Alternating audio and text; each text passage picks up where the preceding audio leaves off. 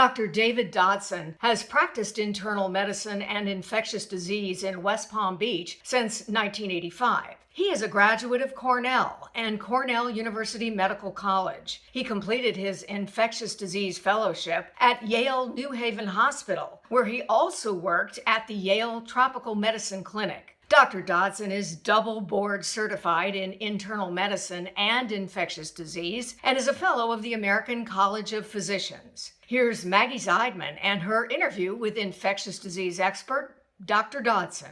People just don't understand that they look healthy, they feel healthy, the person next to them looks healthy to them, and they think they are healthy, but they may not be healthy. Can you comment on that? One of the frustrating things about this whole epidemic is we've known since basically March how it's transmitted. We've tweaked a couple things, but basically it's transmitted through respiratory droplets, maybe aerosols, through close contact, and some is transmitted through things that we touch and then touch our mouths. So it's frustrating because this entire pandemic is determined by our human behavior. And our behavior has not been good to allow the virus to spread this quickly. The latest numbers out of Florida are 7 to 8% positivity, both in the state and in Palm Beach County. So you're walking around and chances are, 8% of the people that you come into contact with are infected. And if you're in contact with them, then you get infected. So we watch the viral load numbers, and then we watch the people get together. And in Florida, we're stymied by the fact that our political leaders have made a vow to keep all the bars and restaurants and everything open. And that's exactly how this virus is spreading. So unless we do something different, the numbers are just going to keep going up. When is a person most infectious? So when you get infected with the virus, it takes a little while for the viral load to start going up and then you being infectious. So if you develop symptoms, you're infectious about 2 days before you develop your symptoms, and then for about 7 days afterward. So there's about a 10 day window of infectiousness when you have the virus. So, and it seems to be that after 10 to 14 days, that's where the quarantine period comes. After that, you've probably overcome the virus and are no longer infectious. Although sometimes after 14 days, if you do a PCR test, sometimes you can still detect the virus, but it's probably not viable and infectious. How can we get it? Can I get it if I walk through air that someone else who is infected has just been, say, on the lake trail? So based on the size of the virus, it looked early on like the only transmission would be through respiratory droplets, and those travel about 6 feet, so that's where the 6 feet came from. But subsequently, they found that sometimes the virus can get trapped on little particles and actually stay in the air for a longer period of time, like an aerosol would. So that's where that part came from. But classically, it's a respiratory droplet transmission, not an aerosol. But we now know that there may be some particles that are in the air, and particularly if you're in an enclosed space, like a restaurant or a car, sometimes those viral particles could circulate in the air and infect others. So that's why it's important that if you are with other people, that it's in an open area, like not an enclosed restaurant, but a place with good ventilation. We've learned that ventilation is a key factor that contributes to transmission.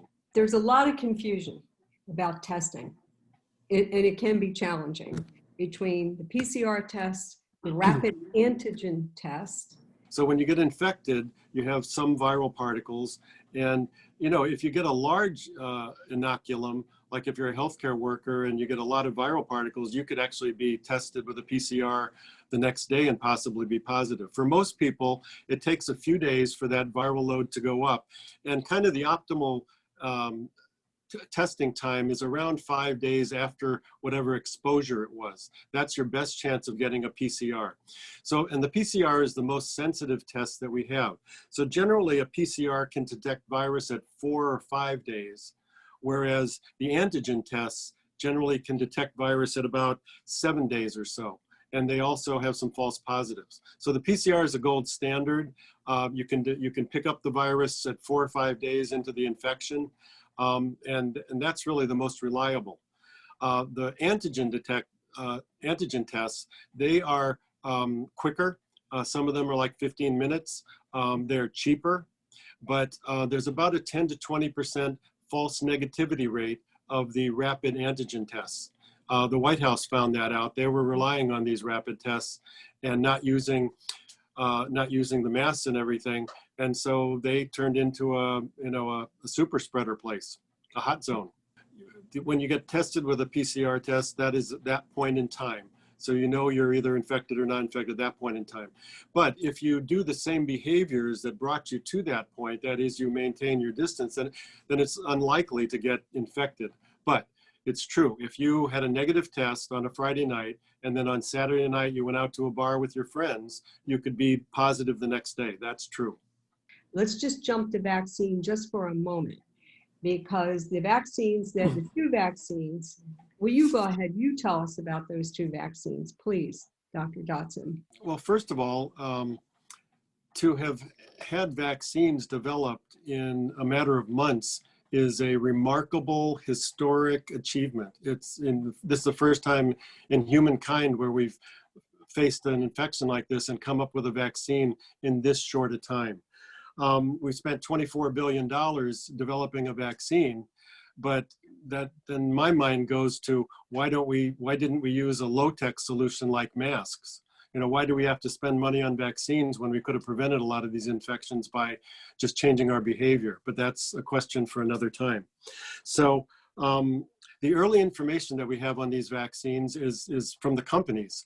That what they did, like the Moderna vaccine, that they counted 196 cases. They gave the Moderna vaccine to a lot of people, to thousands of people, and then 196 people developed a COVID infection. And then they unmasked those people, and they found that 185 of them were placebo, and 11 of them were people who had received the vaccine. So that's where they came up with this 95% effective thing, and the same thing for the Pfizer vaccine. So we've seen the questions we have are, it seems like the vaccine can prevent disease, but what we don't know, and the studies weren't designed to find this out, is whether they can prevent asymptomatic transmission. It's possible that the vaccine may prevent you from getting real sick, but may not totally eliminate the virus, and you still could be potentially infectious. So that's one of the questions that we'll have to find out. So going back to antibodies, normally when you get over an infection, you develop antibodies to prevent a second infection.